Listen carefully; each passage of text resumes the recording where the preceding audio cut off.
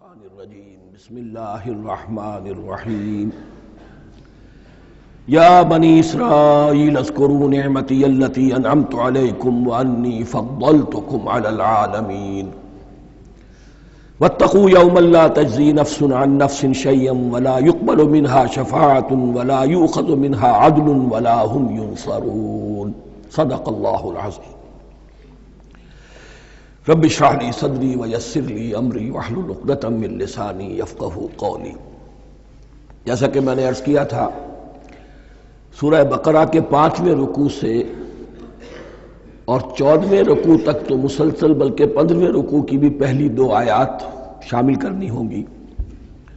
یہ 10 رکوعوں سے 2 آیات زائد ہیں کہ جن میں خطاب کل کا کل بنی اسرائیل سے ہے۔ البتہ اس میں یہ فرق ہے کہ پہلا رکوع جو ہے وہ ان کو دعوت پر مشتمل ہے، نبی اکرم صلی اللہ علیہ وسلم پر ایمان لانے کی پرزور دعوت۔ بقیہ یہ 9 رکوع جو ہیں یہ ان پر فرد قرارداد جرم ہے جو عائد کی جا رہی ہے۔ ہم نے تمہارے ساتھ یہ احسان و اکرام کیا، تم پر یہ فضل کیا، یہ کرم کیا، تمہیں یہ حیثیت دی، تمہیں یہ مقام دیا، تم نے اس طور سے اپنے اس مشن کی خلاف ورزی کی، اپنے مقام اور مرتبے کو چھوڑ کر اور دنیا پرستی اختیار کی۔ یہ جو 9 رکوع ہیں ان میں بنی اسرائیل کی تاریخ کا تو یوں سمجھیے کہ ایک بہت بڑا حصہ اور نمایاں اس کے فیچرز آئیں گے، لیکن یہ سمجھ لیجئے کہ اصل میں یہ امت مسلمہ کو بھی ایک پیشگی تنبیہ ہے کہ کوئی مسلمان امت جب بگڑتی ہے تو یہ چیزیں اس میں آ جاتی ہیں۔ چنانچہ احادیث موجود ہیں حضور کی، لَيَأْتِيَنَّ عَلَىٰ أُمَّتِي مَا أَتَىٰ عَلَىٰ بَنِي إِسْرَائِيلَ حَزْوَ النَّعْلِ بِالنَّعْلِ، میری امت پر بھی وہ سب حالات وارد ہوں گے جو بنی اسرائیل پر آئے، بالکل ایسے جیسے ایک جوتی دوسری جوتی سے مشابہ ہوتی ہے۔ ایک اور حدیث میں فرمایا لَتَتَّبِعُنَّ سُنَنَ مَنْ قَبْلِكُمْ، تم لازماً اپنے سے پہلوں کی پیروی کرو گے۔ اور اس میں اس حد تک بھی آپ نے وضاحت کر دی کہ اگر وہ سابق امت مسلمہ، سابق امت، اگر وہ گوہ کے بل میں گھسی تھی تم بھی گھسو گے، اور اگر ان میں کوئی بدبخت ایسا اٹھا جس نے اپنی ماں سے زنا کیا تو تم میں سے بھی کوئی شقی ایسا ضرور اٹھے گا جو یہ حرکت کرے گا۔ اس اعتبار سے ان رکوعوں کو پڑھتے ہوئے یہ نہ سمجھیے یہ اگلوں کی داستان ہے، پچھلوں کی کہانیاں ہیں، نہیں۔ خوش طرح باشد کے سر دل براں، گفت آیت در حدیث دیگراں، یہ ہمارے لیے ایک آئینہ ہے اور ہمیں ہر مرحلے پر سوچنا ہوگا، دروبینی کرنی ہوگی، انٹروسپیکشن، کہ کہیں اسی گمراہی میں ہم مبتلا تو نہیں۔ دیکھتے جائیے گا۔ دوسرا نقطہ پہلے سے یہ سمجھ لیجئے، یہ جو 2 آیتیں میں نے 6 رکوع کی تلاوت کی ہیں، بعین ہی یہی 2 آیتیں 15ویں رکوع میں آئیں گی، اور اس کو یوں سمجھیے کہ یہ 2 بریکٹس ہیں۔ 9 رکوعوں کا مضمون ان 2 بریکٹس کے درمیان ہے۔ یہ 2 آیتیں یہاں سے بریکٹ شروع ہو رہی ہیں، وہ 2 آیتیں ان پر بریکٹ ختم ہو رہی ہیں، بعین ہی وہی آیات۔ ایک آیت میں تو شوشے کا بھی فرق نہیں، دوسری آیت میں صرف ترتیب بدلی ہے، مضمون وہی ہے۔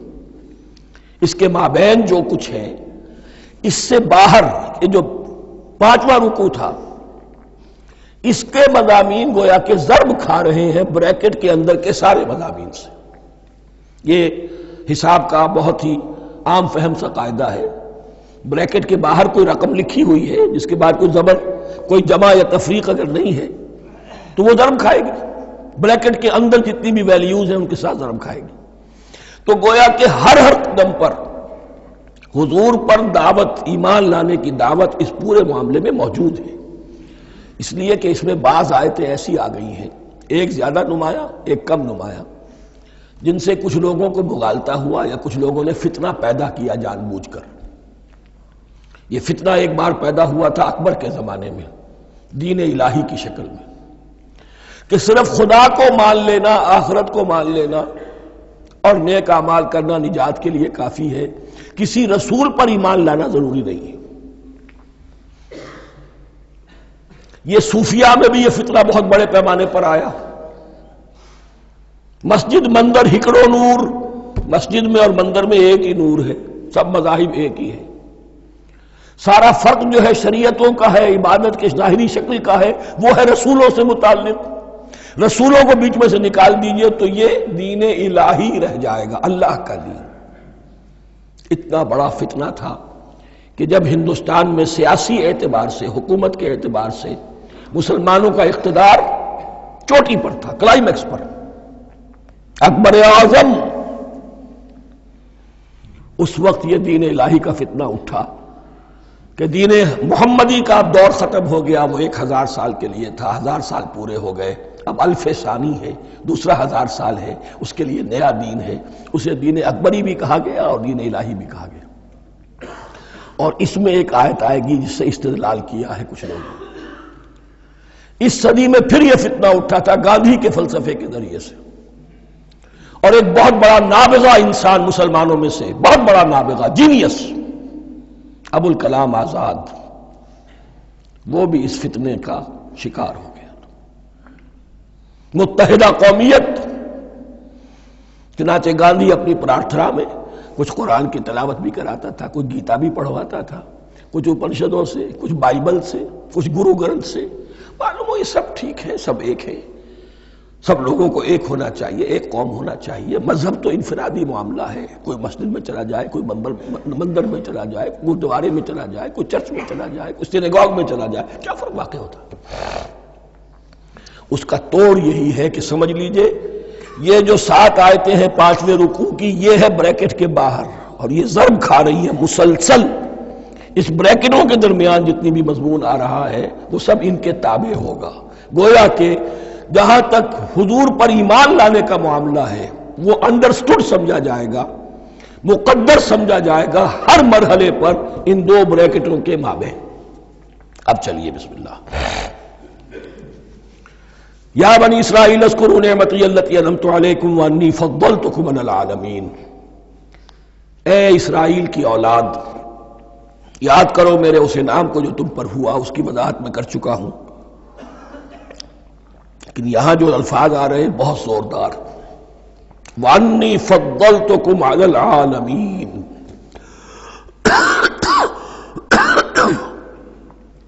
میں نے تمہیں فضیلت عطا کی تمام جہانوں پر. یہاں ایک قاعدہ نوٹ کر لیجئے، عربی نحو کا قاعدہ یہ ہے کہ کہیں ظرف جس میں کوئی شے ہے، ظرف کی جمع لے لیتے ہیں، مراد ہوتا ہے مظروف، ظرف کے اندر جو شے ہے اس کی جمع. تمام جہانوں پر فضیلت، کیا فرشتوں پر بھی فضیلت؟ نہیں، جہان والوں پر، تمام اقوام عالم پر تمہیں فضیلت عطا کی، یہ مطلب ہے اس کا. تمام عالموں پر، تمام جہانوں پر، یعنی تمام جہان والوں پر. اس انسان عالم انسانیت کے اندر جتنے بھی مختلف گروہ ہیں، نسلیں ہیں، طبقات ہیں، ان میں فضیلت عطا.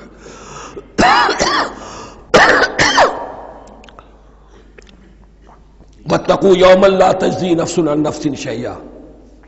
میں عرض کر چکا ہوں، اب تیسری مرتبہ پھر عرض کر رہا ہوں، اصل شے آخرت،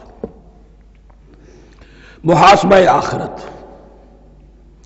یہ مستحضر ہوگا تو انسان سیدھا رہے گا. اس میں کمزوری آ جائے، ضعف آ جائے تو باقی ایمان باللہ، ایمان بالرسالت، یہ نہ معلوم کیا کیا شکلیں اختیار کر لیں. دیکھیے اس آیت کے اندر 4 اعتبارات سے محاسبہ آخرت کا زور ہے. واتقوا یوما، ڈرو اس دن سے، لا تجزی نفس عن نفس شیئا، جس دن کوئی جان کسی دوسرے کے کام نہ آ سکے گی. ولا يقبل منها شفاعہ، اور نہ کسی سے کوئی سفارش یا شفاعت قبول کی جائے گی. Categorical denial. ولا يؤخذ منها عدل، نہ کسی سے فدیہ قبول کیا جائے گا. ولا هم ينصرون، اور نہ انہیں کوئی مدد مل سکے گی. ہم نے طرح طرح کے عقیدے، شفاعت باطلہ کا تصور.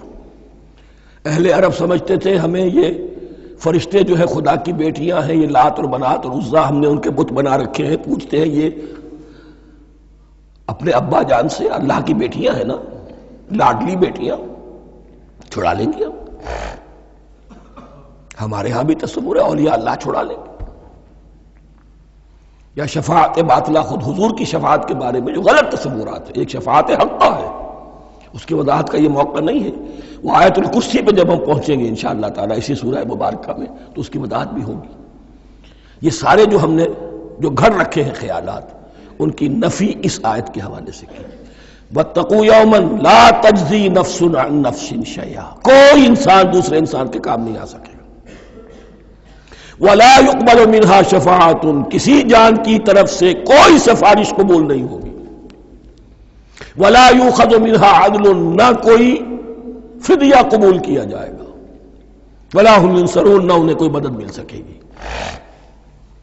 اب اس کے بعد اللہ تعالیٰ کے احسانات اور ان کی طرف سے جو ناشکریاں ہوئی ہیں ان کی بڑی تفصیل کے ساتھ اب بات چلے گی. تفصیل نہیں، تیزی کے ساتھ.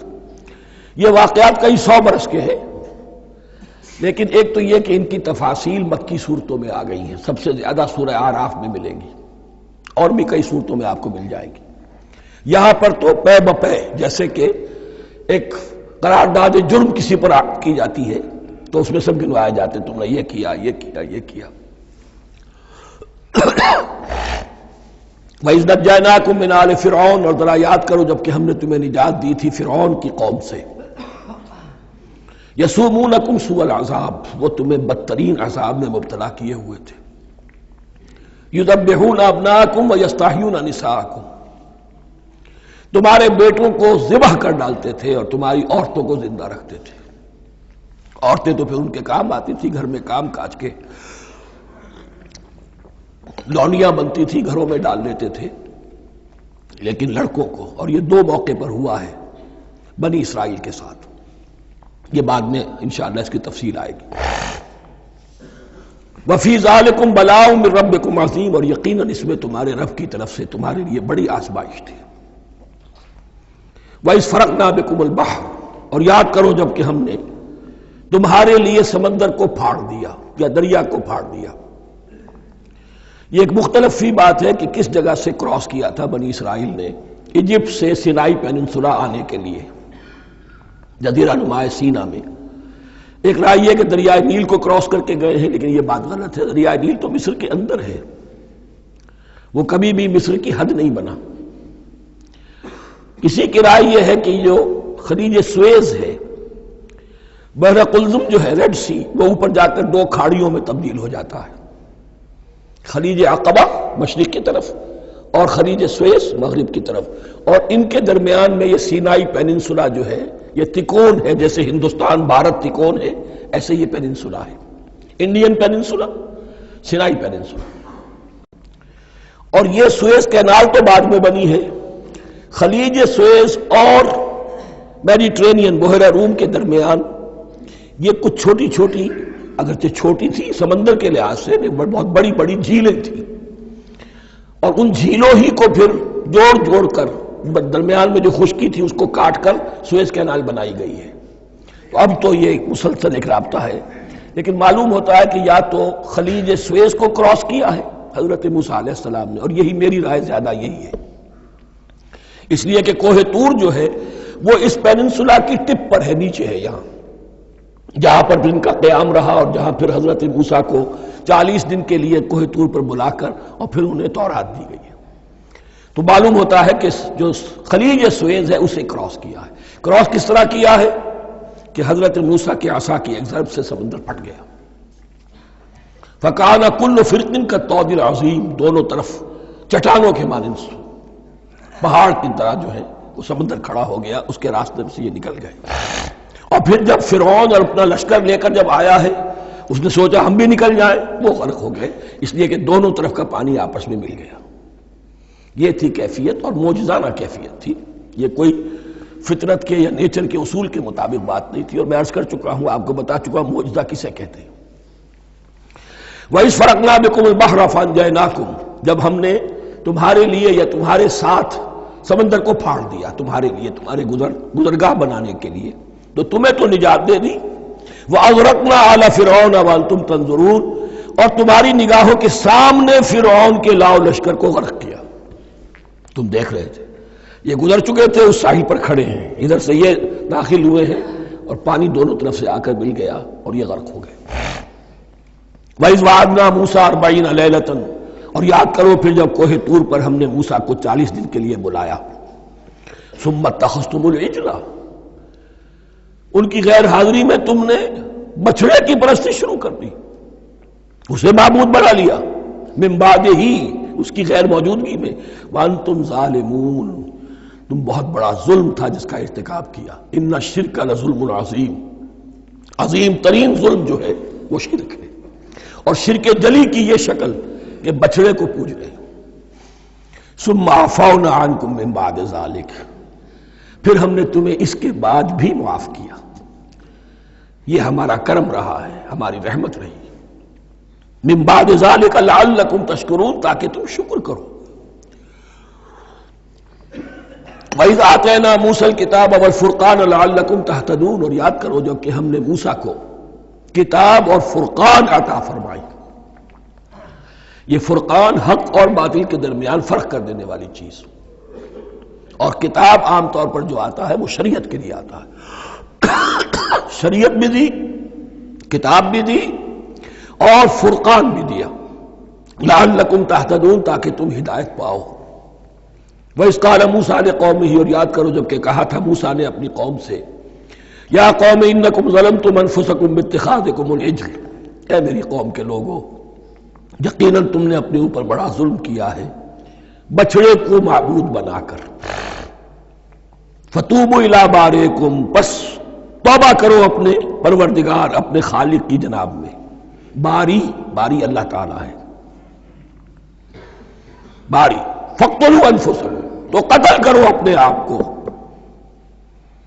یہ چیز جو ہے تورات میں تفصیل سے آئی ہے، قرآن میں نہیں ہے۔ اسی اعتبار سے میں نے آپ کو بتایا تھا کہ تورات کا مطالعہ اس اعتبار سے مفید ہے کہ بہت سے واقعات جن کا قرآن میں ذکر ہے، اجمالاً اشارہ ہے، اس کی تفصیل کے لیے ہمیں تورات سے رجوع کرنا پڑتا ہے، ورنہ یہ کہ اس آیت کا صحیح مفہوم واضح نہیں ہوگا۔ فاقتلوا انفسکم، اپنے آپ کو قتل کرو، کیا مانی؟ یہ قتل مرتد کی سزا ہے۔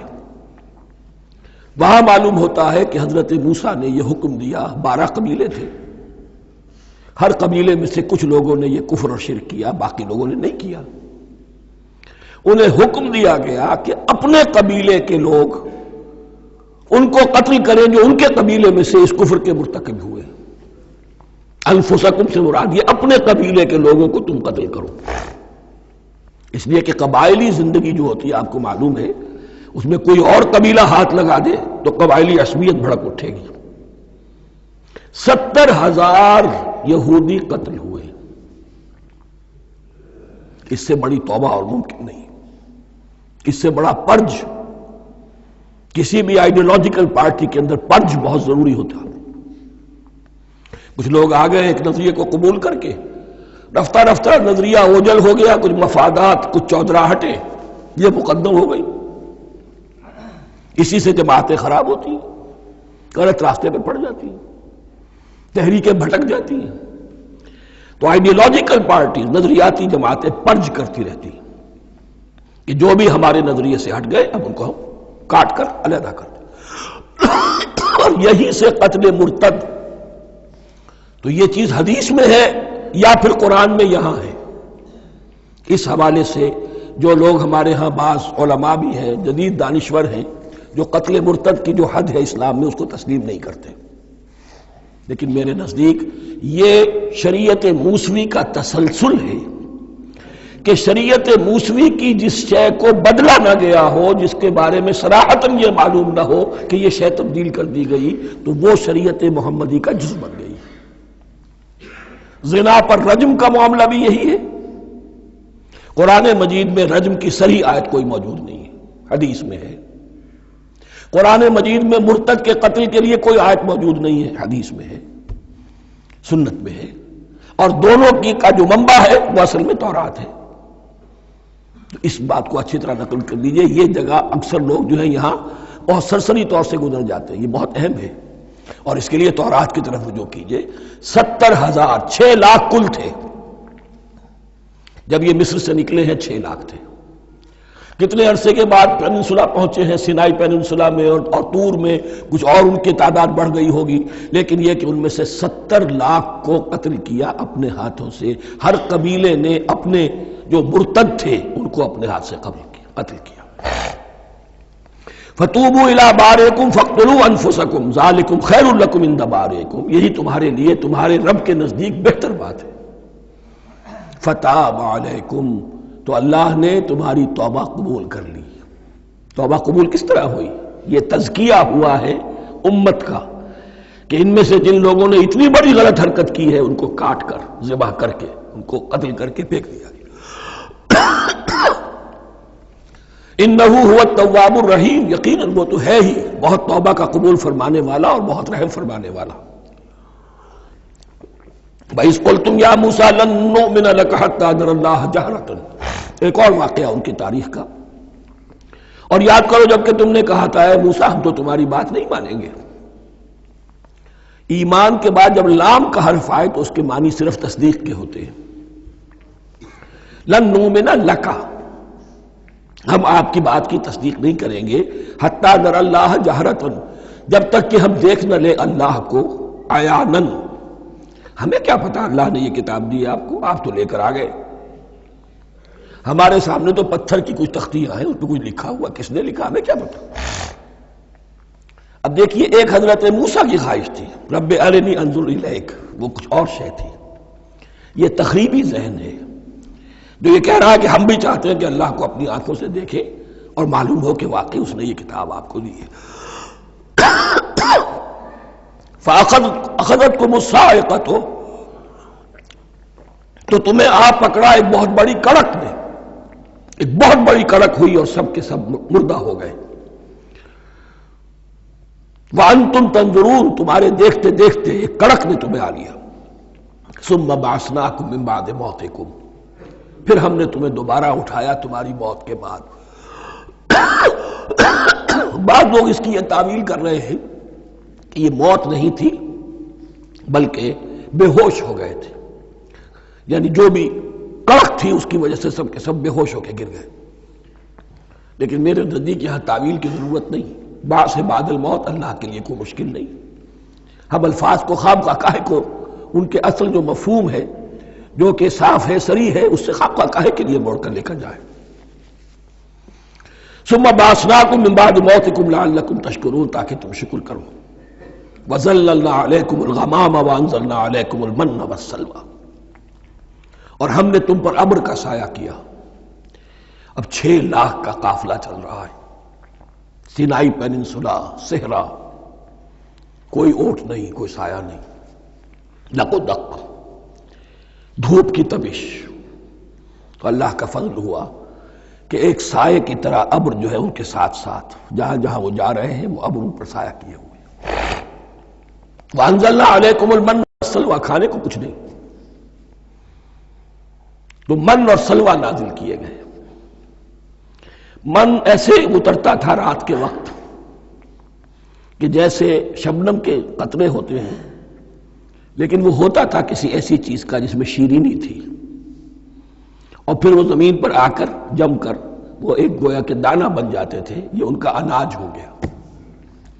کاربوہائیڈریٹ سپلائی اس سے ہو گئی، من سے. اور سلوہ ایک خاص قسم کا پرندہ بٹیر کی شکل کا جو بے پناہ بڑی تعداد میں ان کے بڑے بڑے جھنڈ آتے تھے شام کے وقت، اور وہ ان کے ڈیرا جہاں ہوتا تھا اس کے گرد وہ اتر آتے تھے، اور رات کی تاریکی میں یہ آسانی سے ان کو پکڑتے تھے، ان کو کھاتے تھے بھون کر، اور یہ ان کی پروٹین ہو گئی. پوری غذا جو ہے اللہ تعالیٰ نے ان کو فراہم کر دی.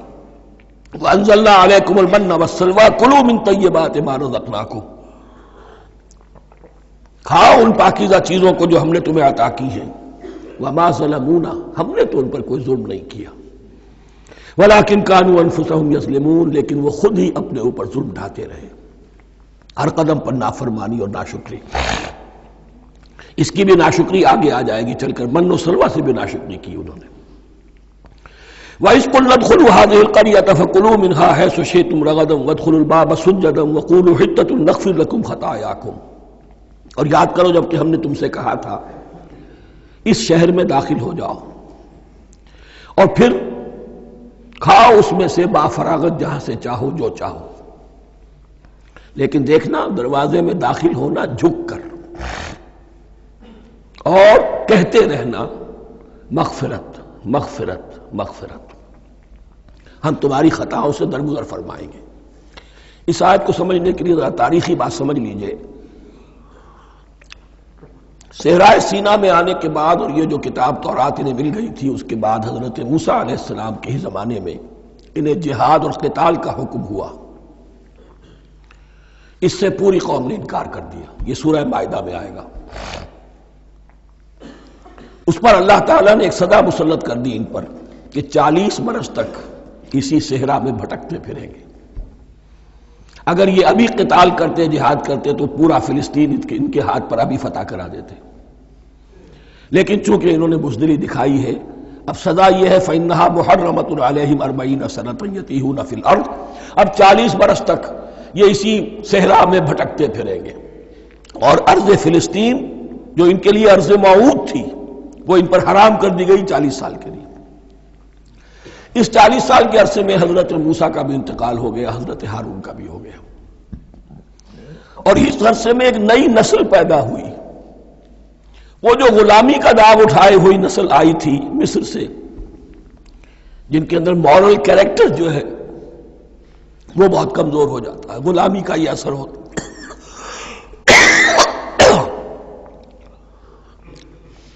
وہ پوری نسل ختم ہو گئی، نئی نسل اب پیدا ہوئی، 40 برس صحرا میں پیدا ہوئے، یہی پلے بڑھے، ان میں اب ایک جذبہ تھا۔ حضرت موسیٰ کے پھر جو خلیفہ تھے یوشع ابن نون، جوشوا، تورات میں ان کا نام جوشوا ہے، یوشع، ان کی سرکردگی میں اب بنی اسرائیل کی اس نئی نسل نے قتال کیا، جنگ کی، اور پہلا شہر جو فتح ہوا وہ اریحا۔ آج بھی وہ شہر جو ہے جیریکو جو آپ دیکھتے ہیں خبروں کے اندر آتا ہے بار بار، اریحا اس کا پرانا نام ہے، یہ شہر فتح ہوا۔ اس فتح کی بات کا تذکرہ ہو رہا ہے۔ یاد کرو جب کہ ہم نے تم سے کہا تھا اس بستی میں، اس شہر میں داخل ہو جاؤ فاتحانہ، اور پھر جو کچھ یہاں ہے، جو نعمتیں ہیں، ان سے متمتع ہو، کھاؤ پیو، لیکن داخل ہونا سجدہ کرتے ہوئے، مراد کیا؟ جھک کر، یعنی ایسا نہ ہو کہ تکبر کی وجہ سے تمہاری گردنیں اکڑ جائیں، گردنیں جھکا کر اللہ کا احسان مانو، یہ نہ سمجھو کہ یہ فتح تم نے حاصل کی۔ اس کی تفسیر اصل میں نظر آتی ہے حضور کی شخصیت میں، کہ جب فتح مکہ کے موقع پر مکے میں داخل ہوئے ہیں تو جس سواری پر آپ بیٹھے ہوئے تھے، آپ کی پیشانی اس کی گردن کے ساتھ جڑی ہوئی تھی۔ یہ وقت ہوتا ہے جب کہ تکبر اور تعلی، فاتح کی حیثیت سے آنا، اور بندہ مومن کے لیے یہی وقت ہے تواضع کا، جھکنے کا۔ وَقُولُوا حِطَّةٌ، حتیٰ یحط کہتے ہیں جھاڑ دینے کو، تو اس کے معنی کیا ہے؟ اے اللہ ہمارے گناہ جھاڑ دے، مغفرت، اے اللہ ہمیں مغفرت، ہماری مغفرت فرما، جو خطائیں ہو گئی بخش دے۔ قولوا حِطَّةٌ، تمہاری زبان پر استغفار ہونا چاہیے، تمہاری گردنیں جھکی ہوئی ہونی چاہیے۔ نغفر لکم خطایاکم، اگر تم اس پر عمل کرو گے ہم تمہاری خطایا جو ہیں، خطائیں جو ہیں، انہیں معاف فرما دیں گے۔ وسنزید المحسنین، اور جو تم میں محسن ہوں گے انہیں اور بھی زیادہ دیں گے، اور انعام و اکرام آئیں گے۔ فبدل الذین ظلموا قولا غیر الذی قیل لہم، تو ان میں سے جو ظالم تھے، جو بد کردار تھے، انہوں نے بدل دیا، ایک اور قول اختیار کر لیا اس قول کی جگہ جو انہیں کہا گیا تھا۔ کہا گیا تھا حتہ حتہ، انہوں نے کہنا شروع کیا حنطہ حنطہ، ہمیں تو گیہوں چاہیے، گیہوں چاہیے۔ یہ بعد میں ابھی آ جائے گا اگلے رکوع کے اندر، کہ من و سلوہ سے ان کی طبیعتیں بھر گئی تھی ایک ہی چیز کھا کھا کے۔ اب وہ کہہ رہے تھے کوئی چیز ہمیں جو ہے زمین کی روئیدگی میں سے، پیداوار میں سے، تو وہ ان کے زبان پر انہوں نے مذاق اڑاتے ہوئے گویا کہ حضرت موسیٰ علیہ السلام کے ذریعے سے حکم ملا ہے، استہزاء کر رہے ہیں، حتۃ کی بجائے حنطۃ۔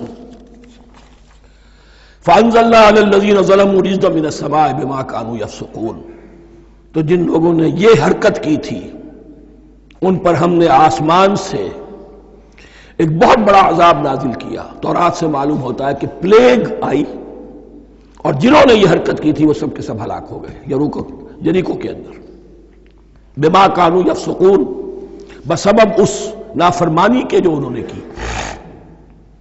وَإِذِ اسْتَسْقَىٰ مُوسَىٰ لِقَوْمِهِ فَقُلْنَا اضْرِب بِّعَصَاكَ الْحَجَرَ۔ اب یہ پھر صحرائے سینا کا واقعات آ رہے ہیں، ان میں ترتیب زمانی نہیں ہے۔ اریحا کی فتح جو ہے حضرت موسیٰ کے بعد ہے، لیکن اب یہاں پہ پھر ابھی وہ جو صحرائے تیہ میں جب بھٹک رہے تھے پھر اس کا ذکر ہے۔ وَإِذِ اسْتَسْقَىٰ مُوسَىٰ لِقَوْمِهِ فَقُلْنَا اضْرِب بِّعَصَاكَ الْحَجَرَ، اور جب کہ موسیٰ کی قوم نے موسیٰ سے پانی طلب کیا۔ اب صحرا میں آپ کو معلوم ہے جہاں پڑاؤ تھا اب وہاں پانی نہیں ہے، 6 لاکھ ہو 7 لاکھ ہو کتنے افراد ہو پانی چاہیے۔ وَإِذِ اسْتَسْقَىٰ مُوسَىٰ لِقَوْمِهِ فَقُلْنَا اضْرِب بِّعَصَاكَ الْحَجَرَ، تو ہم نے کہا کہ اپنے عصا سے ضرب لگاؤ چٹان پر۔ فَانْفَجَرَتْ مِنْهُ اثْنَتَا عَشْرَةَ عَيْنًا، تو اس سے 12 چشمے پھوٹ بہے۔ فجر کہتے ہیں کسی شے کے پھٹ کر کوئی چیز برآمد ہو۔ فجر جو ہوتی ہے، فجر کا وقت رات کی تاریکی کا پردہ چاک ہوتا ہے اور سپیدہ سحر نمودار ہوتا ہے۔ فَانْفَجَرَتْ مِنْهُ اثْنَتَا عَشْرَةَ عَيْنًا، تو 12 چشمے پھوٹ بہے۔ قَدْ عَلِمَ كُلُّ أُنَاسٍ مَشْرَبَهُمْ، یہاں اناس سے کیا مراد ہے؟ ہر قبیلہ، ہر قبیلے نے اپنا گھاٹ معین کر لیا۔ 12 قبیلے تھے، اگر علیحدہ علیحدہ نہ ہوتا معاملہ، 12 چشمے اسی لیے دیے گئے کہ لڑے نہ جھگڑے نہ۔ پانی تو بہت بڑی چیز ہے، کہیں پانی پینے پلانے پہ جھگڑا اور کہیں گھوڑا آگے بڑھانے پہ جھگڑا، یہ تو قبائلی زندگی کے اندر ہوتی ہی چیزیں۔ تو اس اعتبار سے اللہ تعالیٰ نے ان کے لیے یہ سہولت کی کہ 12 چشمے پھوٹ بہے۔ قد علم کل اناس مشربہم، ہر ایک نے اپنا گھاٹ جان لیا، معین کر لیا۔ کلوا واشربوا من رزق اللہ، گویا کہ کہہ دیا گیا کہ کھاؤ اور پیو اللہ کے رزق میں سے۔ ولا تعثوا فی الارض مفسدین، اور زمین میں فساد مچاتے نہ پھرو۔ کھانے پینے کے لیے پانی بھی ادھر آ گیا، کھانے کے لیے من و سلوہ آ گیا۔ اب دیکھیے ان کی ناشکری۔ وَإِذْ قُلْتُمْ يَا مُوسَىٰ لَن نَّصْبِرَ عَلَىٰ طَعَامٍ وَاحِدٍ، یاد کرو جب کہ تم نے کہا تھا اے موسیٰ ہم ایک کھانے پر تو صبر نہیں کر سکتے، کھا کھا کے بکتا گئے ہیں من و سلوہ۔ فَادْعُ لَنَا رَبَّكَ، تو ذرا اپنے رب سے دعا کرو، پکارو ہمارے لیے اپنے رب کو۔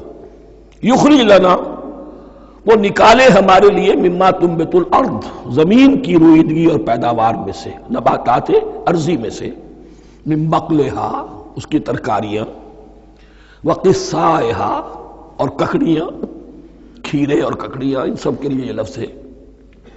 وفومہا، ایک ترجمہ گیہوں کیا گیا ہے لیکن میرے نزدیک زیادہ صحیح ترجمہ ہے لہسن، اور سرائکی زبان میں بھی اور ممکن ہے کہ سندھی میں بھی ہو تھوم، تھوم کہتے ہیں لہسن کو، یہ فوم کی بدلی ہوئی شکل ہے، اس لیے کہ یہی علاقہ ہے جس میں عرب آئے تھے، تو عربوں کی زبان کے بہت سے الفاظ جو ہیں سرائکی زبان میں خاص طور پر وہ بہت زیادہ تو تھوڑی سی شکل بدل کر وہ کافی تعداد میں موجود ہے۔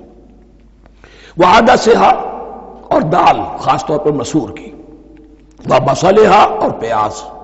اب جو چٹخارے جس سے بنتے ہیں سالن کے، ان کی زبانیں وہ چٹخارے مانگ رہی۔ ظاہر بات ہے کہ اگر وہ سلوا بھی تھا، بٹیرا ہے، اسے آگ کے اوپر ذرا سا تپایا اور کھایا، وہ ایک ہی خاص قسم کی غذا ہے جو چل رہی ہے۔ اسی طرح من جو ہے وہ ایک خاص قسم کا سیریل ان کے لیے بن گیا ہے، لیکن یہ جو چٹخارے ہیں یہ تو لہسن سے ہے، پیاز سے ہے، ترکاریوں سے ہے، ان تمام چیزوں سے، دال کا اپنا ایک ذائقہ ہے۔ قَالَ تَسْتَبْدِلُونَ الَّذِي هُوَ أَدْنَىٰ بِالَّذِي هُوَ خَيْرٌ، حضرت موسیٰ نے فرمایا کیا تم وہ شے بدلے میں لینا چاہتے ہو اس کے، کیا وہ شے جو کمتر ہے بدلے میں چاہتے ہو اس کے کہ جو بہتر ہے؟ من و سلوہ کہیں بہتر ہے اللہ کی طرف سے جو تمہیں دیا گیا ہے، تم اس سے تمہارا جی بھر گیا ہے، اس کو ہاتھ سے دے کر چاہتے ہو کہ یہ ادنا چیزیں تمہیں ملے۔ اہبتوا مصرا، اب یہ لفظ آ گیا اہبتوا، اب ظاہر بات ہے یہ آسمان سے زمین پر اترنے کے لیے لفظ نہیں ہے اہبتوا، یہاں اس کا ترجمہ صحیح ہوگا سیٹل ڈاؤن سم ویئر، اگر زمین کی یہ چیزیں چاہیے تو کہیں سیٹل ہو جاؤ اور کاشت کرو، بیج ڈالو، آبیاری کرو، یہ ساری چیزیں تمہیں مل جائیں۔ اہبطوا مصرا، کہیں سیٹل ڈاؤن ہو جاؤ، کہیں اتر پڑو کسی بستی میں، کسی علاقے میں، فإن لکم ما سألتم، تو تمہیں مل جائے گا جو کچھ کہ تم نے مانگا۔ وَضُرِبَتْ عَلَيْهِمُ الذِّلَّةُ وَالْمَسْكَنَةُ وَبَاءُوا بِغَضَبٍ مِّنَ اللَّهِ۔ اب یہ ہے ان کی وہ خباثتیں، ان کے وہ ناشکریاں، ان کی وہ معصیتیں، ان پر جو آخری حکم دیا جا رہا ہے، جو اگر آپ برا نہ مانیں تو میں عرض کروں گا آج یہود پر اتنا اپلیکیبل نہیں ہے جتنا مسلمانوں پر ہے۔ ضربت علیہم الذلۃ والمسکنۃ وباؤوا بغضب من اللہ۔ ذلت اور مسکنت، کم ہمتی ان پر تھوپ دی گئی۔ ضربت علیہم، it was heaped upon them، the humiliation was heaped upon them۔ ضربت علیہم الذلۃ والمسکنۃ وباؤوا بغضب من اللہ، اور وہ اللہ کا غضب لے کر لوٹے۔ وہی امت جس کے بارے میں فرمایا وَأَنِّي فَضَّلْتُكُمْ عَلَى الْعَالَمِينَ، اسی امت کا پھر یہ حشر ہوا۔ کیوں ہوا؟ نافرمانی۔ تمہیں کتاب دی تھی کہ تم پیروی کرو، تمہیں کتاب دی تھی کہ اسے قائم کرو۔ وَلَوْ أَنَّ أَهْلَ الْكِتَابِ أَقَامُوا التَّوْرَاةَ وَالْإِنْجِيلَ وَمَا أُنزِلَ إِلَيْهِم مِّن رَّبِّهِمْ لَأَكَلُوا مِن فَوْقِهِمْ وَمِن تَحْتِ أَرْجُلِهِمْ۔ اگر یہ تورات اور انجیل کو قائم کرتے، نافذ کرتے، تو نعمتیں زمین بھی اگلتی، ان کے قدموں کے نیچے سے نعمتیں جو ہیں وہ پھوٹتی، اور ان کے سروں کے اوپر سے بھی بارش ہوتی نعمتوں کی۔ لیکن اگر تم نے اس کو چھوڑ کر اپنی خواہشات، اپنے نظریات، اپنے خیالات، اپنا تمرد، اپنی سرکشی، اپنی حاکمیت، اپنی مصلحتیں، اپنی عقل، اس کو بالا تر کیا، تو پھر جو قوم اللہ کے قانون کی، اللہ کی ہدایت کی، اللہ کی کتاب کی امین ہوتی ہے دنیا میں، وہ اللہ کی ریپرزنٹیٹو ہوتی ہے، نمائندہ ہوتی ہے۔ اگر وہ اپنے عمل سے مس ریپرزنٹ کرے اللہ کو، تو وہ کافروں سے بڑھ کر مغضوب اور کافروں سے بڑھ کر مبغوض ہو جاتی ہے، مغضوب بھی مبغوض بھی۔ کافروں کو تو دین پہنچانا تمہارے ذمہ تھا، تم نے دین ان کو کیا پہنچانا تھا، تم تو خود دین سے منحرف ہو گئے۔ آج اس جگہ پر امت مسلمہ کھڑی ہے کہ 1.25 بلین یا 1.5 بلین، 125 کروڑ عزت نام کی شے نہیں ہے کہ عزت نام تھا جس کا گئی تیمور کے گھر سے، سارے معاملات دنیا کے G7 G15 کے ہاتھ میں ہیں، سیکیورٹی کونسل اس کے پرماننٹ ممبر کا ویٹو ہے، اور نہ سیکیورٹی کونسل میں اور نہ کہیں کسی G7 میں، نہ G9 میں، نہ G15 میں کوئی مسلمان ملک نہیں۔ کس نمی پرست کی بھیا کیستی، ہماری اپنی پالیسیز کہیں اور طے ہوتی ہیں، ہمارے اپنے بجٹ کہیں اور بنتے ہیں، ہماری صلح اور جنگ کسی اور کے اشارے سے ہوتی ہے، ریموٹ کنٹرول، یہ ذلت اور مسکنت۔ ہم کہتے ہیں ہماری شہرگ ہے کشمیر، اور جنگ کرنے کو تیار نہیں ہے۔ یہ خوف نہیں تو کیا ہے، یہ مسکنت نہیں تو کیا ہے؟ اگر اللہ پر یقین ہو اور اپنے حق پر یقین ہو تو اگر شہر ایک دوسرے کے قبضے میں ہے تو ہمت کرو، یا تخت یا تختہ، لیکن نہیں۔ آپ کے ریڈیو پر، ٹیلی ویژن پر خبریں آتی رہیں کہ اتنی مسلمانوں کے ساتھ یہ کر دیا، اتنی مسلمان عورتوں کی بے حرمتی کر دی، لیکن یہاں ہم بیٹھے ہوئے اپنے اپنے دھندوں میں، اپنے اپنے کاروبار میں، اپنی اپنی ملازمتوں میں، اپنے اپنے کیریئرز میں، دنیا میں کیا کچھ ہو رہا ہے۔ بہرحال اس وقت یہ جو ہے، میں نے جیسا کہ عرض کیا تھا کہ یہ ہے تاریخ بنی اسرائیل کی، لیکن خوشترا باشد کے سر دل براں، گفت آیت در حدیث دیگراں، یہ ہمارا نقشہ ہے آج اس آیت میں۔ ضربت علیہم الذلۃ والمسکنۃ وباؤوا بغضب من اللہ۔ اور یہ کیوں؟ ذالک بانہم کانوا یکفرون بآیات اللہ، یہ اس لیے کہ وہ اللہ کی آیات کا انکار کرتے رہے، وَيَقْتُلُونَ النَّبِيِّينَ بِغَيْرِ الْحَقِّ، اللہ کے نبیوں کو ناحق قتل کرتے رہے۔ ہمارے ہاں بھی مجددین امت میں سے کتنے ہیں جو جیلوں میں ڈالے گئے، جن کو ایسی ایسی مار پڑی ہے کہ کہا جاتا ہے کہ ہاتھی کو بھی وہ مار پڑتی تو برداشت نہ کرتا۔ احمد ابن حنبل کے ساتھ کیا ہوا؟ ابو حنیفہ جیل میں انتقال کیا، امام مالک کے کندھے کھینچ دیے گئے، اتار دیے گئے، منہ کالا کر کے اور اونٹ پر بٹھا کر پھرایا گیا۔ امام دار الہجرہ شیخ احمد سرہندی جیل میں رہے، سید احمد بریلوی اور ان کے ساتھیوں کو خود مسلمانوں نے تہہ تیغ کیا ہے۔ بہرحال یہ داستانیں ہیں، اب نبی تو کوئی نہیں آئے گا، ان کے ہاں نبی تھے، ہمارے ہاں مجددین ہیں، علماء حق ہیں، جیسے کہ حدیث بھی ہے علماء امتی کا انبیاء بنی اسرائیل، تو جو انہوں نے انبیاء کے ساتھ کیا ہم نے مجددین اور علماء کے ساتھ کیا۔ ذالک بما عصوا وکانوا یعتدون، اور یہ ہوا ان کی نافرمانیوں کی وجہ سے اور حد سے تجاوز کرنے کی وجہ سے۔ اللہ تعالیٰ تو ظالم نہیں ہے، اللہ نے تو اونچا مقام دیا تھا، ہمیں بھی خیر امت قرار دیا، کنتم خیر امت اخرجت للناس تأمرون بالمعروف وتنہون عن المنکر وتؤمنون باللہ۔ اب اگر ہم نے وہ اپنا مشن چھوڑ دیا تو ذلت اور مسکنت وہ ہمارا مقدر بن گئی۔ اللہ کا قانون اور اللہ کا عدل بے لاگ ہے، وہ فرام امہ ٹو امہ چینج نہیں ہوتا۔ سنت اللہ جو ہے لن تجد لسنت اللہ تحویلا ولن تجد لسنت اللہ تبدیلا، اللہ کی سنت بدلتی نہیں۔ بنی اسرائیل کا جو حشر ہوا آج وہ ہمارا ہو رہا ہے۔ بہرحال اس پر میری جو کتاب ہے سابق اور موجودہ مسلمان امتوں کا ماضی حال اور مستقبل، اس کا مطالعہ کیجیے۔ اب آ گئی وہ آیت کہ جس سے استدلال کیا گیا ہے کہ ایمان بالرسالت نجات کے لیے ضروری نہیں ہے۔ ان الذین آمنوا والذین ہادوا والنصارى والصابئین من آمن باللہ والیوم الآخر وعمل صالحا فلہم اجرہم عند ربہم ولا خوف علیہم ولا ہم یحزنون۔ یقیناً جو لوگ ایمان لائے، اور اس سے مراد ہے جو ایمان لائے حضور پر، محمد پر صلی اللہ علیہ وسلم، والذین ہادوا اور جو یہودی ہو گئے، والنصارى اور نصرانی، والصابئین اور صابی وہ لوگ تھے عراق کے علاقے میں رہتے تھے جو کہتے تھے کہ ہم دین ابراہیمی پر ہیں، لیکن ان کے ہاں بھی بہت کچھ بگڑ گیا تھا، جیسے حضرت ابراہیم کی نسل حضرت اسماعیل کی نسل بگڑ گئی تھی تو اس طرح وہ بھی بگڑ گئے تھے، ستارہ پرستی زیادہ تر ان کے ہاں تھی۔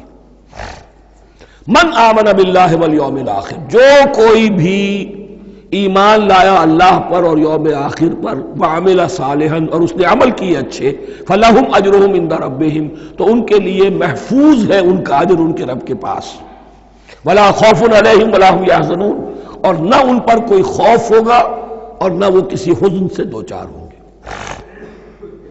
ظاہر الفاظ کے اعتبار سے دیکھیے کہ یہاں ایمان بالرسالت کا ذکر نہیں ہے۔ ویسے تو اگر کوئی اس سے یہ غلط استدلال کرتا ہے تو اس کا پہلا جو اصولی جواب ہے وہ تو یہ ہے کہ ایسی حدیثیں بھی موجود ہیں، من قال لا الہ الا اللہ دخل الجنہ، تو اس کے کیا معنی ہے؟ صرف کہنے سے جنت میں داخل ہو جائیں گے، کسی عمل کی ضرورت نہیں؟ جواب یہ دیا جائے گا پورے قرآن کو سامنے رکھو، پورے حدیث کے ذخیرے کو سامنے رکھو، کسی ایک جگہ سے کوئی ایک نتیجہ نکال دینا وہ صحیح نہیں۔ لیکن اس کے علاوہ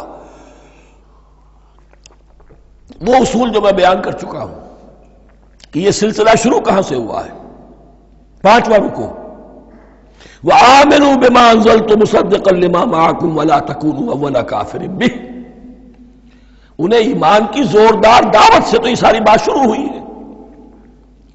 اب فصاحت اور بلاغت کا یہ تقاضا ہے کہ بار بار اس کو دہرایا نہ جائے، وہ بات انڈرسٹوڈ رہے گی، مقدر رہے گی، سمجھی جائے گی کہ ہر جگہ پر وہ موجود ہے، اس لیے کہ ساری گفتگو ہو رہی ہے اسی کے حوالے سے۔ وَآمِنُوا بِمَا أَنزَلْتُ مُصَدِّقًا لِمَا مَعَكُمْ وَلَا تَكُونُوا أَوَّلَ كَافِرٍ بِهِ وَلَا تَشْتَرُوا بِآيَاتِي ثَمَنًا قَلِيلًا وَإِيَّايَ فَاتَّقُونِ۔ اس حوالے سے یوں سمجھیے اب اس آیت کو کہ یہاں پر کچھ الفاظ محذوف مانے جائیں گے. ان الذین آمنوا والذین ہادوا والنصارى والصابئین من آمن باللہ والیوم الآخر وعمل صالحا فی ایامہم فلہم اجرہم عند ربہم ولا خوف علیہم ولا ہم یحزنون. ہر دور میں جبکہ ابھی حضرت عیسیٰ نہیں آئے تھے تو جو بھی یہودی تھے اس وقت تک حضرت موسیٰ کے ماننے والے، وہ جو بھی اللہ پر ایمان رکھتے تھے اور نیک عمل کرتے تھے، آخرت کو مانتے تھے، ان کی نجات ہو جائے گی. لیکن حضرت عیسیٰ کے آنے کے بعد ان کو نہیں مانا، اب وہ کافر قرار پائے. لیکن اب حضرت عیسیٰ کے آنے کے بعد جب تک حضور نہیں آئے جو بھی مانتا ہے، لیکن یہ کہ شرط یہی ہوگی کہ اپنے اپنے زمانے میں، اصل میں نفی جس بات کی جا رہی ہے وہ یہ ہے کہ یہ نہ سمجھو کہ کسی گروہ میں ہونے سے نجات ہوتی ہے. نجات کسی گروہ میں ہونے کی وجہ سے نہیں ہے، نجات کی بنیاد ایمان اور عمل صالح ہے. کسی رسول پر ایمان لانا اپنے دور کے رسول پر وہ تو لازم ہے، لیکن یہ ہے کہ اس پر ایمان تو لے آئے اور وہ عمل صالح نہیں ہے تو نجات نہیں ہوگی. تو یہ اپنے اپنے دور میں، اپنے اپنے زمانے میں ہر امت کے لیے وَلِكُلِّ أُمَّةٍ أَجَلٌ قرآن مجید کے ایک مقام پر آیا ہے، ہر امت کے لیے ایک خاص معین مدت ہے. اس معینہ مدت میں اب ظاہر بات ہے جو لوگ حضور کی بعثت سے پہلے فوت ہو گئے ان پر تو کوئی ذمہ داری نہیں تھی حضور پر ایمان لانے کی، اور ایسے لوگ تھے، ایسے موحدین مکے میں موجود تھے جو یہ کہتے تھے کعبے کے پردے پکڑ پکڑ کر، اے اللہ ہم صرف تجھے پوجنا چاہتے ہیں، صرف تیری بندگی کرنا چاہتے، لیکن جانتے نہیں کیسے کریں. یہ بات موجود تھی اور ان کا انتقال بھی ہو گیا. یہ زید، سعید ابن زید، سعید جو حضرت عمر کے بہنوئی تھے اور وہ عشرہ مبشرہ میں سے ہیں، ان کی اہلیہ حضرت فاطمہ بنت خطاب، ان دونوں کے ایمان کو اللہ نے ذریعہ بنایا حضرت عمر کے ایمان کا. اور یہ والد تھے سعید کے زید، وہ یہ کہتے ہوئے دنیا سے چلے گئے حضور کی ابھی بعثت ہی نہیں ہوئی تھی، اے اللہ میں صرف تیری بندگی کرنا چاہتا ہوں، کیسے کروں یہ نہیں جانتا. اسی کو ذہن میں رکھیے، اہدنا الصراط المستقیم جو میں نے کہا تھا، ایک سلیم الفطرت انسان، سلیم العقل انسان توحید تک پہنچ جاتا ہے، آخرت کو پہچان لیتا ہے. لیکن اب کیا کروں؟ اس شریعت کے لیے، ان احکام کے لیے وہ دستے سوال دراز کرنے پر مجبور ہے. الحمدللہ رب العالمین الرحمن الرحیم مالک یوم الدین ایاک نعبد و ایاک نستعین اہدنا الصراط المستقیم. اسی صراط المستقیم کی دعا کا یہ جواب اب آئے گا، شروع ہوگا سورہ بقرہ سے. یہ کرو، یہ نہ کرو، یہ فرض ہے، یہ تم پر لازم کیا گیا، یہ چیز حرام کی گئی، وغیرہ وغیرہ. ان الذین آمنوا والذین ہادوا والنصارى والصابئین من آمن باللہ والیوم الآخر وعمل صالحا. اور محذوف الفاظ فی ازمنتہم، اپنے اپنے زمانے میں، یا فی ایامہم، فلہم اجرہم عند ربہم ولا خوف علیہم ولا ہم یحزنون. وَإِذْ أَخَذْنَا مِيثَاقَكُمْ وَرَفَعْنَا فَوْقَكُمُ الطُّورَ. اور ذرا یاد کرو جب کہ ہم نے تم سے عہد لیا، قول و قرار لیا، اور تمہارے اوپر اٹھا دیا طور کو، پہاڑ کو. جب تورات دی گئی تو اس وقت ایک کیفیت معجزانہ طور پر ایسی پیدا کی گئی، ان کے اوپر ایک روب ڈالنے کے لیے اور خشیت قلب میں پیدا کرنے کے لیے کوہ طور اٹھا کر معلق کر دیا گیا. اس وقت کہا گیا خذوا ما آتیناکم بقوۃ. تو اس قول و قرار کے وقت ایک معجزے کی شکل یہ ہوئی تھی. وَإِذْ أَخَذْنَا مِيثَاقَكُمْ وَرَفَعْنَا فَوْقَكُمُ الطُّورَ خُذُوا مَا آتَيْنَاكُمْ بِقُوَّةٍ وَاذْكُرُوا مَا فِيهِ لَعَلَّكُمْ تَتَّقُونَ. پکڑو اس کو مضبوطی کے ساتھ جو ہم نے تمہیں دیا ہے، اس حدیث، اس کتاب کو، تورات کو، اس شریعت کو، ان احکام کو. وَاذْكُرُوا مَا فِيهِ، اور یاد رکھو اسے جو کچھ کہ اس میں ہے، لَعَلَّكُمْ تَتَّقُونَ، تاکہ تم بچ سکو. ثُمَّ تَوَلَّيْتُم مِّن بَعْدِ ذَلِكَ، پھر تم نے روگردانی کی اس کے بعد، اس میثاق کو توڑا، میثاق الست کو توڑا تھا، اور دوسرے یہ میثاق شریعت جو تم سے لیا گیا اس کو بھی توڑا. ثم تولیتم من بعد ذلک فلولا فضل اللہ علیکم ورحمتہ لکنتم من الخاسرین. پھر اگر اللہ کا فضل تمہارے شامل حال نہ ہوتا اور اس کی رحمت تمہاری دستگیری نہ کرتی رہتی، بار بار تمہیں معاف کیا، تمہیں مہلت دی، تو اگر یہ چیز نہ ہوتی تو اسی وقت سے تم خسارہ پانے والے اور تباہ ہونے والے ہو جاتے۔ وَلَقَدْ عَلِمْتُمُ الَّذِينَ اعْتَدَوْا مِنْكُمْ فِي السَّبْتِ، اور تمہیں خوب معلوم ہے تم میں سے وہ لوگ جنہوں نے سبت کے قانون کو توڑا، حد سے تجاوز کیا۔ یہ واقعہ تفصیل کے ساتھ سورہ اعراف میں آئے گا کہ ان کی شریعت میں ہفتے کا روز معین کر دیا گیا تھا، کوئی دنیاوی کام نہیں ہوگا۔ آج بھی وہ لوگ جو ہے سبت کو، جو بھی پریکٹسنگ جیوز ہیں، وہ اس کی پابندی کرتے ہیں اور بڑی شدت سے کرتے ہیں۔ لیکن ایک زمانے میں ایک خاص ان کا قبیلہ تھا کہ جس نے ایک بڑے ہی شرعی ہیلہ ایجاد کر کے اس قانون کی دھجیاں بکھیری۔ تفصیل ہم پڑھیں گے سورہ اعراف میں۔ وَلَقَدْ عَلِمْتُمُ الَّذِينَ اعْتَدَوْا مِنْكُمْ فِي السَّبْتِ، تو تمہارے علم میں ہے تمہارے وہ لوگ کہ جنہوں نے سبت کے قانون کے ضمن میں خلاف ورزی کی۔ فَقُلْنَا لَهُمْ كُونُوا قِرَدَةً خَاسِئِينَ، تو ہم نے کہہ دیا ان کو کہ ہو جاؤ ذلیل بندر۔ ان کی شکلیں بس کر دی گئی، انہیں بندروں کی شکل میں تبدیل کر دیا گیا۔ فَجَعَلْنَاهَا نَكَالًا لِمَا بَيْنَ يَدَيْهَا، پھر ہم نے اس واقعے کو یا اس بستی کو ایک بنا دیا مثال، لوگوں کے لیے ان کی عبرت کے سامان بنا دیا، ان کے لیے بھی جو سامنے موجود تھے اس زمانے کے لوگ، اور ان کے لیے بھی جو بعد میں آنے والے تھے۔ وَمَوْعِظَةً لِّلْمُتَّقِينَ، اور اسے ایک نصیحت، ایک سبق آموزی کی بات بنا دیا اہل تقویٰ کے لیے۔ وَإِذْ قَالَ مُوسَىٰ لِقَوْمِهِ إِنَّ اللَّهَ يَأْمُرُكُمْ أَن تَذْبَحُوا بَقَرَةً، اور یاد کرو جب کہ موسیٰ نے اپنی قوم سے کہا یقیناً اللہ تمہیں حکم دیتا ہے کہ گائے کو ذبح کرو۔ یہ واقعہ میں پہلے آپ کو بتا دوں، پھر ہم یہ آیات تیزی سے پڑھ لیں گے۔ بنی اسرائیل میں ایک شخص قتل ہو گیا، عامیل نامی، اور قاتل کا پتہ نہیں چل رہا تھا۔ اللہ تعالیٰ نے حضرت موسیٰ کے ذریعے سے حکم دیا کہ ایک گائے کو ذبح کرو اور اس کے جسم کے ایک ٹکڑے سے اس مردے کو چھوؤ، وہ جی اٹھے گا اور وہ بتا دے گا میرا قاتل کون ہے۔ اب یہ کہ یہ معجزات کی شکل ہے جو بار بار آ رہے ہیں، اور سابق اس امت کے اندر معجزات کا آپ کو بہت عمل دخل ملے گا۔ اس میں ایک تو یہ کہ گائے کو ذبح کرنا، وہ گائے کے تقدس کا جو ان کے دل میں ذہن میں تھا، تو ذبح کرنے سے اس کے اوپر بھی گویا کہ ایک تلوار چلائی گئی، اور پھر انہیں دکھا بھی دیا گیا کہ ایک آدمی زندہ بھی ہو سکتا ہے، بعد سے بعد الموت کا بھی ایک نقشہ دکھا دیا گیا انہیں۔ لیکن انہیں جب یہ حکم ملا اور ان کے دلوں کے اندر وہ بچڑے کی اور گائے کی تقدیس جو ہے وہ پلی ہوئی تھی، اب انہوں نے سوال کر کے کسی طریقے سے بچنے کے لیے مین بیخ نکالی، کیسی گائے ہو، کیا رنگ ہو، کس طرح کی ہو، کس عمر کی ہو۔ بالآخر یہ کہ جب ہر طرف سے گھیراؤ ان کا ہو گیا اور سب چیزیں جو ہیں ان کے سامنے واضح کر دی گئیں، تب انہوں نے یوں سمجھیے چاروں ناچار بادل ناخواستہ اس حکم پر عمل کیا۔ بس اب ترجمہ کر لیجئے۔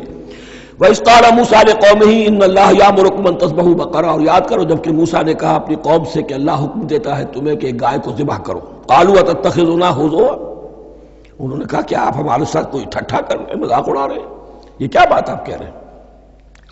قَالَ أَعُوذُ بِاللَّهِ أَنْ أَكُونَ مِنَ الْجَاهِلِينَ، فرمایا میں اللہ کی پناہ طلب کرتا ہوں اس سے کہ میں جاہلوں میں سے ہو جاؤں، کہ میں ان دین کے معاملات کے اندر استہزاء اور تمسخر کو شامل کر دوں۔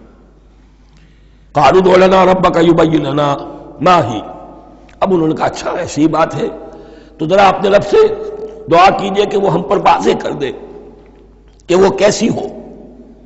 قال انه يقول، حضرت موسیٰ نے فرمایا، اللہ تعالیٰ فرماتا ہے انها بقرۃ لا فارض ولا بکر، وہ ایک ایسی گائے ہونی چاہیے کہ جو نہ بوڑھی ہو نہ بالکل بچھیا ہو، عوان بین ذالک، ان کے بین بین ہو۔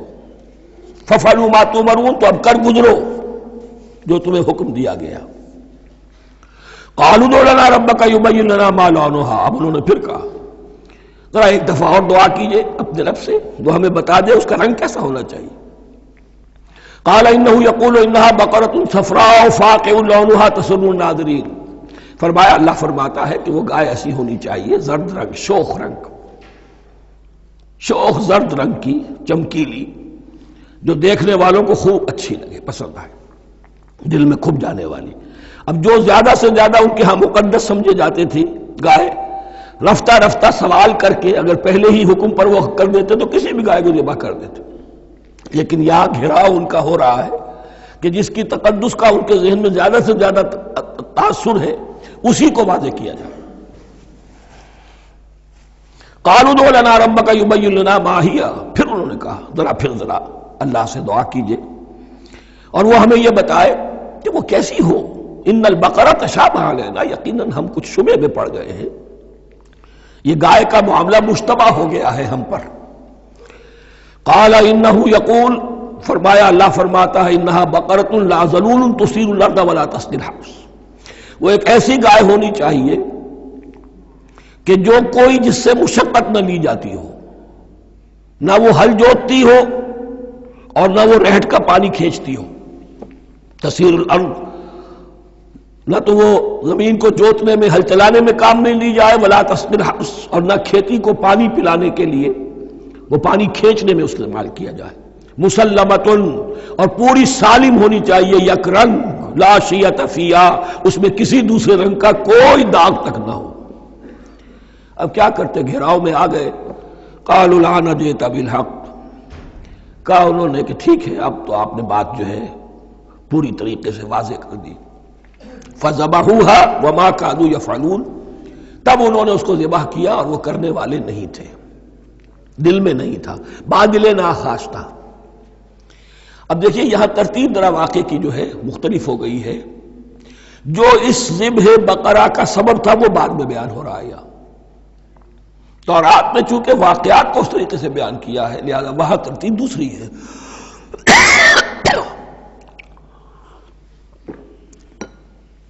وَإِذْ قَتَلْتُمْ نَفْسًا فَادَّارَأْتُمْ فِيهَا، اور یاد کرو جب کہ تم نے ایک جان کو قتل کیا تھا اور اس کا الزام تم ایک دوسرے پر لگا رہے تھے، یعنی کسی کا پتہ نہیں چل رہا تھا قاتل کون ہے۔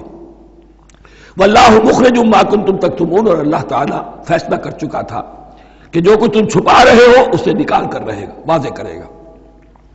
فَقُلْ نَضْرِبُوهُ بِبَعْضِهَا، تو ہم نے حکم دیا کہ اس کی لاش کو اس گائے کے ایک ٹکڑے سے، اس کے جسم کے ایک حصے سے ضرب لگاؤ۔ كَذَلِكَ يُحْيِي اللَّهُ الْمَوْتَى، اور دیکھو اس طریقے سے اللہ مردوں کو زندہ کر دے گا۔ تھوڑی دیر کے لیے وہ زندہ ہوا اور اس نے اپنے قاتل کا نام بتا دیا۔ وَيُرِيكُمْ آيَاتِهِ لَعَلَّكُمْ تَعْقِلُونَ، اور وہ تمہیں دکھاتا ہے اپنی آیات تاکہ تم عقل سے کام لو۔ اب جو الفاظ آ رہے ہیں بہت سخت ہیں، بہت سخت ہیں، لیکن ان کو پڑھتے ہوئے درون بینی ضرور کیجیے گا، اپنے اندر جھانکیے گا۔ ثُمَّ قَسَتْ قُلُوبُكُمْ، پھر تمہارے دل سخت ہو گئے جب دین میں ہیلے بہانے نکالے جانے لگے اور ہیلوں بہانوں کے ذریعے سے شریعت کے احکام سے بچا جائے، اللہ کو دھوکہ دینے کی کوشش کی جائے، اس کا جو نتیجہ نکلتا ہے وہ دل کی سختی۔ ثم قست قلوبکم، پھر تمہارے دل سخت ہو گئے۔ فہی کالحجارۃ او اشد قسوہ، تو وہ تو اب پتھروں کے مانند ہیں بلکہ سختی میں ان سے بھی زیادہ شدید ہے۔ یہ ویسے بھی فصاحت اور بلاغت کا بھی بڑا ایک عمدہ مقام ہے قرآن کا۔ وَإِنَّ مِنَ الْحِجَارَةِ لَمَا يَتَفَجَّرُ مِنْهُ الْأَنْهَارُ، پتھروں میں سے تو ایسے بھی ہوتے ہیں جن میں سے چشمے پھوٹ بہتے ہیں۔ وَإِنَّ مِنْهَا لَمَا يَشَقَّقُ فَيَخْرُجُ مِنْهُ الْمَاءُ، اور ایسے بھی ہیں جو شق ہو جاتے ہیں، پتھر چٹانیں، ان میں سے پانی برآمد ہو جاتا ہے۔ وَإِنَّ مِنْهَا لَمَا يَهْبِطُ مِنْ خَشْيَةِ اللَّهِ، اور ان میں وہ بھی ہوتے ہیں جو اللہ کے خوف سے گر پڑتے ہیں۔ وَمَا اللَّهُ بِغَافِلٍ عَمَّا تَعْمَلُونَ، اور اللہ تعالیٰ غافل نہیں ہے اس سے کہ جو تم کر رہے ہو۔ یہ کیفیت جو ہے ثم قست قلوبکم فہی کالحجارۃ او اشد قسوہ، ہے کون؟ یا بنی اسرائیل اذکروا نعمتی التی انعمت علیکم وانی فضلتکم علی العالمین، جن پر 1400 برس ایسے گزرے کہ کوئی لمحہ ایسا نہ تھا کہ نبی موجود نہ ہو، جنہیں 3 کتابیں دی گئیں، لیکن یہ کہ اپنی بدعملی، عقائد میں بھی مین بیخ کر کے اپنے آپ کو بچانے کے راستے نکال لینا، اعمال میں بھی ہیلوں کے ذریعے سے، کتاب الحیل کے ذریعے سے اپنے آپ کو ذمہ داریوں سے مبرہ کر لینا، اس کا نتیجہ پھر یہ نکلتا ہے۔ اللہ تعالیٰ مجھے اور آپ کو اس انجام بد سے بچائے۔ بارک اللہ لی ولکم فی القرآن العظیم ونفعنی وإیاکم بالآیات والذکر الحکیم۔